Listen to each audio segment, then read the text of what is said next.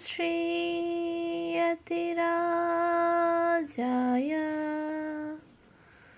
विवेकानन्दसूरये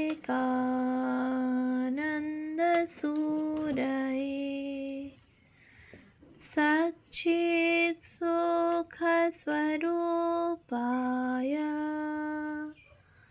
स्वामिने तापहारिणे।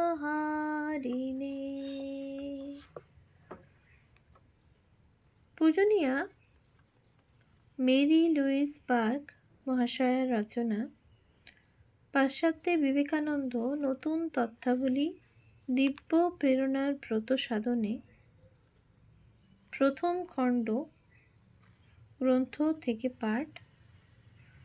ভাষান্তর শ্রী নলিনীরঞ্জন চট্টোপাধ্যায় মহাশয়। পৃষ্ঠা সংখ্যা 358। খ্রিস্টীয় তাণ্ডব। ডেল ডক এরপর আমেরিকান সভ্যতার ন্যায়হীনতার বর্ণাঢ্য তালিকা পেশ করেছেন। তিনি বলেন, প্রথম কথা, আমরা মূর্তি পূজা করি, সে মূর্তি সোনা আর রূপা। অন্যান্য পৌত্তলিকরা মন্দিরে ভেনাস ও ব্যাকাসের মূর্তি পূজা করে, যথাক্রমে গ্রিক প্রেম ও আসবের দেবী ও দেবতা। খুন, রক্তপাত, দাঙ্গা, রাজদ্রোহ, পশু নির্যাতন এসব তো আছেই, তার উপর স্ত্রী ও শিষ্যদের প্রতি নিষ্ঠুরতা, যাদের তারা কৃতদাস মনে করে। আজ আনু রক্তের মধ্য দিয়ে আমাদের স্বদেশপ্রেম পথ কেটে চলে। আমাদের ধর্মের মূল ভিত্তি শোণিত। এরপর 19 শতকের আমেরিকার অনেক প্রচলিত পদ্ধতির বিবরণ দিয়ে সেগুলির নিন্দা করেছেন। শিশু হত্যা এমনই সাধারণ ব্যাপার যে সেটা আর কারো দৃষ্টি আকর্ষণ করে না। নারী ও শিশুর কৃতদাসত্ব, শ্বেত শিবির, সুয়েট হোম, আত্মহত্যা, সামাজিক বর্ণাশ্রম, রাষ্ট্র ও চার্চ, রাজনীতি, সংবাদপত্র, গির্জার বেদিতে চলছে উৎকোচ ও দুর্নীতি। আমরা অপরাধীদের ফাঁসিতে ঝোলাই, পুড়িয়ে মারি ও নিগৃহীত করি। শৃঙ্খল জনতার মর্জিতে ক্লেশ ভোগ করি, সন্ত্রাসকে আমাদের উপর কর্তৃত্ব করতে দিই। পাগলা গারদ কারাগার তৈরি করি, সেগুলি পূর্ণ হয়ে উপচে পড়তে দিই। আমাদের কায়দা দুরস্ত সম্প্রদায়েও অহিফেনসেবী আছে। রাজপথে রাহাজানি, বহু বিবাহ, পতিতাবৃত্তি ভয়াবহভাবে প্রচলিত। নিন্দনীয় পাপ কেন্দ্রগুলি ভাড়া দেয় সংরক্ষকেরা। আমাদের যাজকেরা সকলেই সন্ত নয়, প্রায়ই তারা ঈশ্বর কৃপা থেকে পতিত হয়, কিন্তু এখানে জাত হারালে তাদের বিদেশি মিশনারি কাজে ব্যবহার করা হয়। আমাদের মেয়েরা এমনই দাসত্বের নিগড়বন্ধবদ্ধ যে তারা উইমেন্স রাইটস সোসাইটি সংগঠিত করে তাদের বিরুদ্ধে অন্যায়ের প্রতিকারের কোনো দরখাস্ত পাঠায়। এই সমস্ত নৈতিক বিচ্যুতির ফলেই আমাদের কাছে অনাহার,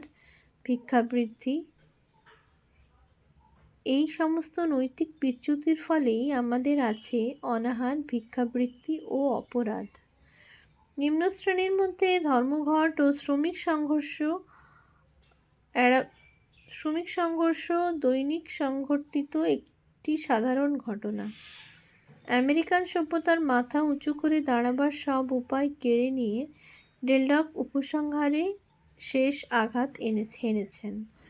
এছাড়া আমাদের দাতব্যের মতো যে কেরানি জুব্বা আছে, সেটা অনেক পাপ ঢেকে রেখেছে। সম্প্রতি একজন উচ্চ পদাধিকারী যাজক মিনিস্টারকে যখন প্রশ্ন করা হয় তিনি লেকচার দিয়ে যে টাকা পান সেটা কি করেন, তখন উত্তরে তিনি বলেন, বেশ তো, তোমার জিম্মায় রাখো। মিশনারি কাজের আভ্যন্তরীণ রহস্য তিনি কি চমৎকার জানেন, কিন্তু টাকা বিলিয়ে দেবার মতো অবিচক্ষণতা তাঁর নেই। এখন তাদের মনোযোগ নরখাদকের বদলে ভারতবর্ষে কেন্দ্রীভূত হয়েছে। সেটা বোধহয় এই কারণে যে আপনাদের লোকেরা মাংস খায় না এবং মিশনারিরা নম্র স্বভাব ভারতীয়দের মধ্যেই নিরাপদ। প্রিয় স্বামী, খুব সংক্ষেপে ঘটনাগুলির বিবরণ দিলাম, যা চাক্ষুষ ভাবলে দেখা যাবে এবং আমার মনে হবে আপনার মতো স্বল্পকালীন প্রবাসীরও অবশ্যই এগুলি নজরে এসেছে। আমাদের চার্চের দেওয়ালে আপনাকে গালিগালাজ আলংকারিকভাবে বলা যায়, আপনার পশ্চাৎ দেশে পদাঘাত করেছে এবং আপনার নিজের দেশের ও অন্যান্য স্থানের অধিবাসী তাদের প্রতিবেশীদের বিরুদ্ধে মিথ্যা সাক্ষ্য উপস্থিত করছে। আজ আমাদের প্রয়োজনের সময় কার সাহায্য চাইব? অনেক আশা ও উৎকণ্ঠা নিয়ে তাকিয়ে আছি প্রাচ্যের প্রাজ্ঞজনের দিকে, যেখানে বেথলেহেমের তারার উদয় হয়েছিল এবং যেখানে ঈশ্বরের উজ্জ্বল আলোক এখনও প্রথম প্রত্যুষ আনে। আমাদের চেয়ে পবিত্রতর ধর্ম যদি আপনাদের থাকে, অবশ্য এটা সুনিশ্চিত তা আমাদের চেয়ে কখনোই নিকৃষ্ট হতে পারে না। তাহলে আপনার কাছে আমার স্বনির্বন্ধ প্রার্থনা, আপনি আসুন, আমাদের সাহায্য করুন। মানবিক ভ্রাতৃত্ববোধের জন্য আপনার O.P. ডেলডক। এর সমতুল্য তীব্র বিরোধিতার প্রতিনিধি রূপে এগিয়ে এসেছিলেন অক্সিডেন্টাল।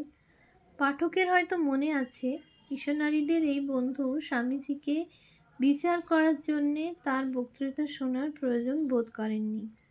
খুব কম করে বলতে গেলে অক্সিডেন্টালকে মনে হচ্ছে খানিকটা অন্ধ গোড়া, কিন্তু এই জন্যে তার চিঠিগুলোকে অবজ্ঞা করা যায় না, কারণ এরা সমকালীন চিন্তাভাবনার দিক থেকে ডেলডকের মতোই প্রতিনিধি স্থানীয়। নিচের চিঠিটি লেখা হয়েছিল স্বামীজি যেদিন ডেট্রয়েট প্রত্যাবর্তন করেন তার পরদিন, অর্থাৎ 10ই মার্চ। ফ্রি প্রেসে ছাপা হয়েছিল 12ই মার্চ। আমাদের মধ্যে আবার কানন্দ। ডেট্রয়েট ফ্রি প্রেস সম্পাদক সমী পেশু।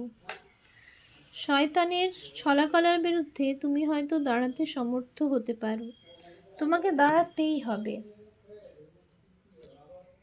এক মুহূর্তের জন্য এটা কি মনে করা যায় যে বিষ্ণুর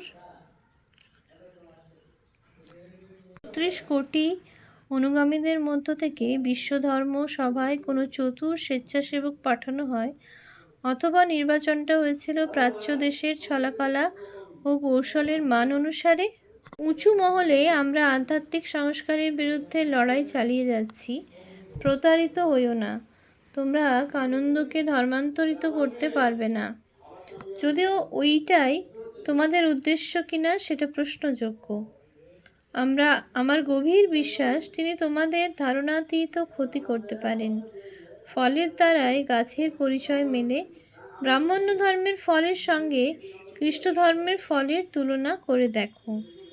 একদিকে আলোকিত অবস্থা, প্রগতি, আনন্দ, আরাম এবং মানুষের প্রতি সদিচ্ছা চরম নয়, আপেক্ষিক।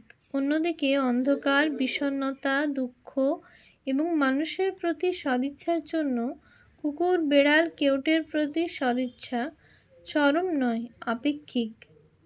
কোনো বুদ্ধিমান লোক যে মুহূর্তের জন্যেও আমাদের শিক্ষিত নরনারী, পর্যটক, মিশনারি ও অন্যান্যের বিরোধী বর্ণনার চেয়ে একজন হিন্দুর শিক্ষিত অথবা নয় কথায় বিশ্বাস স্থাপন করতে পারে, এটা বিস্ময়কে ছাড়িয়ে যায়। তবু অনেকেই রয়েছেন যারা তর্ক করছেন। নবজাত শিশু হত্যা, বিধবার আত্মাহুতি এবং হিন্দুদের অন্যান্য দুর্দশার বিষয়ে আমরা যেসব কাহিনী শুনি সেগুলো নাকি অতিরঞ্জিত। এই প্রসঙ্গে একটা কথা মনে রাখা দরকার, এই সব কাহিনীর বেশিরভাগই ভারতে ইংরেজ আধিপত্য প্রতিষ্ঠার পূর্বেকার ঘটনা এবং এর মধ্যে তাদের অবস্থার উন্নতি হয়েছে। এটা আমরা সকলেই জানি বা আমাদের সকলেরই জানা উচিত। আমার দিক থেকে বলতে পারি, সম্প্রতি আমার একটা ভয় হচ্ছে, যাতে আমার সুদৃঢ় বিশ্বাস জন্মেছে যে এইসব সমকালীন কাহিনী বাড়াবাড়ির বদলে অনেক কম করে দেখানো হয়েছে। 1 সপ্তাহের মধ্যে আমাকে একজন জানালেন, তিনি যখন কলকাতা থেকে 30 মাইল দূরে হুগলি নদীর মুখে একটা স্টিমারের অফিসার হিসেবে কাজ করতেন, তখন জাহাজ নোঙর করার জায়গায় নবজাত শিশুর মৃতদেহ সরিয়ে পরিষ্কার করতে হতো। যারা এইসব ঘটনার সঙ্গে পরিচিত নন, তাদের অবগতির জন্য জানাই, 1854 খ্রিস্টাব্দে হুগলি নদীর মুখে মেছো কুমিরের ঝাঁক থাকত, অনেকটা আমাদের 25 বছর আগেকার মিসিসিপি নদীর মতো, যেখানে বড় বড় কুমির ছিল। সেই সময়ে লেখক গোটাকুড়ি বড় কুমিরকে পোর্ট জ্যাকসনের পরীক্ষার কাছে কিছু খেতে পাওয়ার আশায় ঘুরে বেড়াতে দেখেছেন। এদের মধ্যে কোনোটা এত বড় যে একগ্রাসেই একটা শিশুকে খেয়ে নিতে পারবে। পরীক্ষার বাইরে নদীতে এত কুমির ছিল কি না তা তিনি বলতে পারলেন না, কিন্তু গরমকালে মিসিসিপি নদীর এই অংশ বেড়াতে গিয়ে এইসব কুমিরের একটা বা একাধিককে কাঠের গুঁড়ি দিয়ে গড়িয়ে নদীতে পড়তে দেখেননি এমন লোক বিশেষ পাওয়া যাবে না। কলকাতায় বা হুগলি নদীর উজানে ও ভাটায় কত সংখ্যক নবজাত শিশু হত্যা হতো, মোটামুটি তার একটা হিসেব এই তথ্য থেকে কেউ করতে পারেন।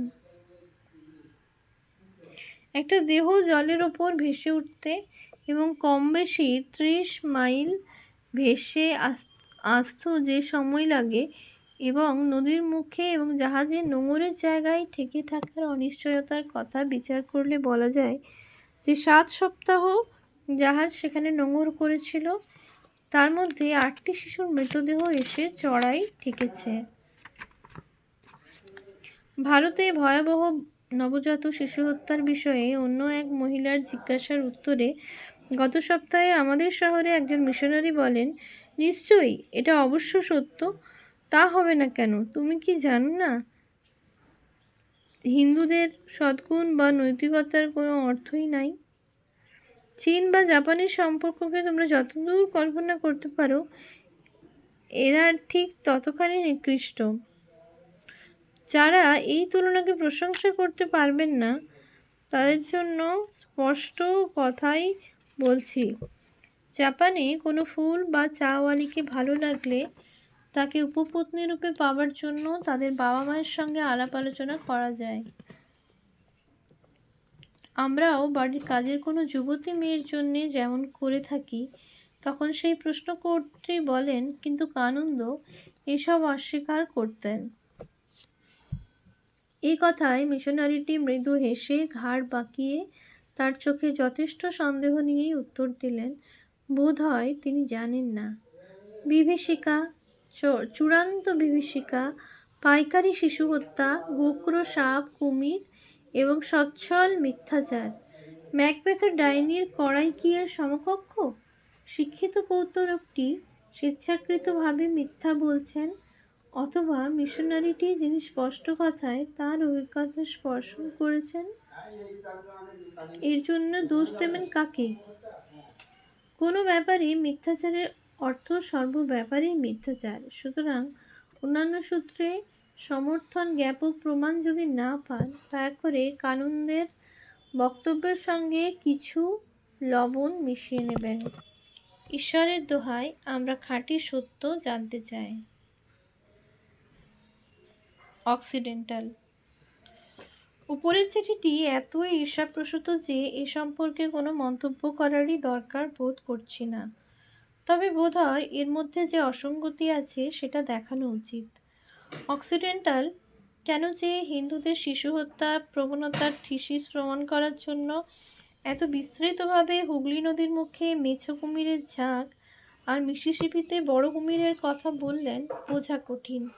মনে হয় এইসব মেছো কুমিরেরা শিশুদের মৃতদেহ স্পর্শের ব্যাপারে যথেষ্ট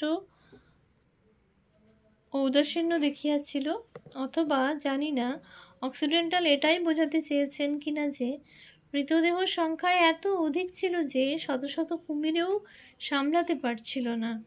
সত্য বলে ধরে নিলে অফিসারের গল্প থেকেই এইটুকুই বোঝা গেল যে কিছু শিশুর মৃতদের মৃতদেহ গঙ্গার ভাটায় জাহাজের নোঙরের জায়গায় আটকে ছিল। সেই অফিসার বা অক্সিডেন্টাল শিশুদের কিভাবে মৃত্যু হয়েছে সেটা জানলেন কি করে, এটাই রহস্য। হিন্দু জননীকে শয়তানরূপে প্রমাণ করার যার বিশেষ উৎসাহ নেই, তিনি হত্যা কিংবা মৃত্যুর অথবা নদীতে মৃতদেহগুলি ভেসে আসার জন্য কখনো কারণও ভেবে নিতে পারেন। কিন্তু যেহেতু যুক্তি বস্তুটা মিশনারি প্রচারণার উপাদান নয়, তাই যুক্তিসঙ্গত কোনো বিবরণ অক্সিডেন্টাল বা তার বন্ধুর কাছে পাওয়া যাবে, এটা বড় বেশি রকম আশা। একটা জিনিস অবশ্য পরিষ্কার, স্বামীজির দ্বিতীয়বার ডেট্রয়েটে আগমন কোনো ক্রমেই সকলের দ্বারা সাদরে অভ্যর্থিত হয়নি। ওম শান্তি শান্তি শান্তি। হরি ওম তৎসৎ। শ্রীরামকৃষ্ণার্পণমস্তু।